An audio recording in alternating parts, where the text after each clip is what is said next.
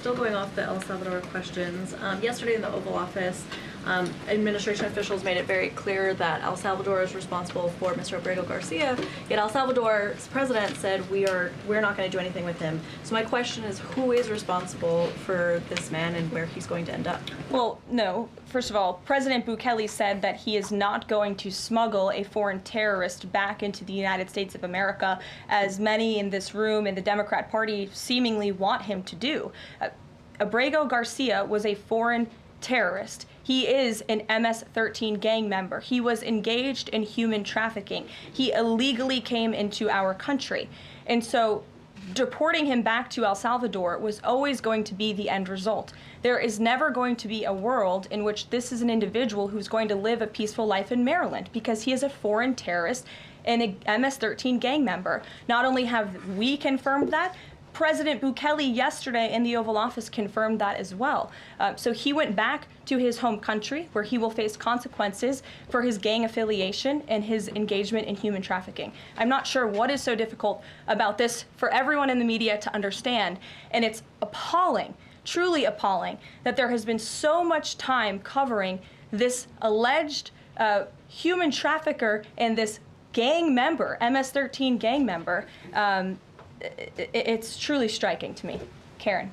Thanks, Caroline. The president was posting on Truth Social today about helping American farmers. And last week in his cabinet meeting, he was talking about a plan to work with farmers to retain workers who are in the U.S. illegally, provided that they leave and then come back through what he said would be a legal process. Can you give details on what that would look like, how many workers he's talking about, how long a plan like that would take to implement, and the timeline for more details on getting this actually to implementation? I can check in with our immigration and our policy team and get you some more details on that, Karen. And is this something he wants to roll out soon? I mean, he was talking back and forth with Secretary Rollins. Right. This is kind of imminent that he wants to do this. Yeah, look, the president is in constant communication with all of his cabinet secretaries, particularly Secretary Rollins, who has the backs of American farmers and ranchers. It's something that he spoke about with her in the front of all the cameras in the cabinet room, but I'll check in with not only our immigration team, but also with USDA, and we'll get you an answer.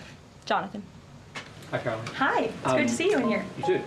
The president has long said that it would be an abuse of power for a president to direct prosecutors to investigate him. Last week, President Trump explicitly directed the Justice Department to scrutinize Chris Krebs to see if it can find any evidence of criminal wrongdoing.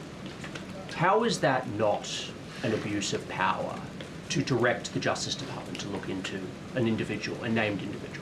Look, the president signed that executive order. It's the position of the president in this White House that it's well within his authority to do it. Otherwise, he wouldn't have signed it. And he signed it, and that's his policy.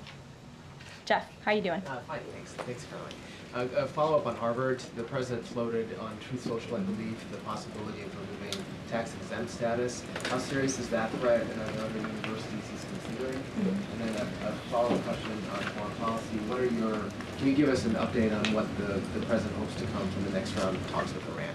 Sure.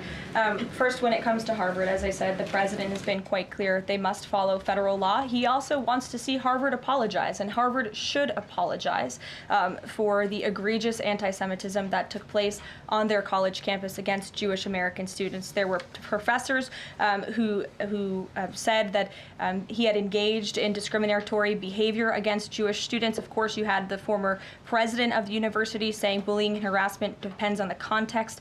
You also had an encampment on Harvard Yard that we all saw play out before the cameras. The university failed to impose formal discipline on any students for this anti-Semitic conduct violations, including the occupation of a campus building and the disruption of classes with bullhorns. The president believes Harvard should apologize to its Jewish American students for allowing such egregious behavior. As for the tax-exempt status, I would defer you to the IRS for any updates. I do want to answer your question on Iran. Of course, the maximum pressure campaign on Iran continues, but as you know, the president has made it clear he wants to see dialogue and discussion with Iran while making his directive about Iran never being able to obtain a nuclear weapon quite clear. And the president spoke to the Sultan of Oman today, who helped facilitate these talks. I have a readout for all of you. He held a call with the Sultan of Oman today, and he thanked him for hosting the first direct meeting between the United States and Iran and emphasized the need for Iran to end its nuclear program through negotiations. The two leaders also discussed the United States' ongoing operations against the Houthis and emphasized that the Houthis will pay a severe price until they end their attacks on maritime traffic in the Red Sea. As you know, an additional negotiation between Steve Witkoff and Iran's representative has been scheduled for Saturday. And since these are ongoing negotiations, I have nothing more to add on that. Thanks about Iran. Sure. Oh, thank you, Caroline. When you said that the president said that Iran will never have nuclear weapon, is the focus on dismantling the entire nuclear program, or it just restricting enriched uranium or the missile program? The president does not want to see Iran have a nuclear program. He does not want Iran to obtain a nuclear weapon. He's been very clear about this.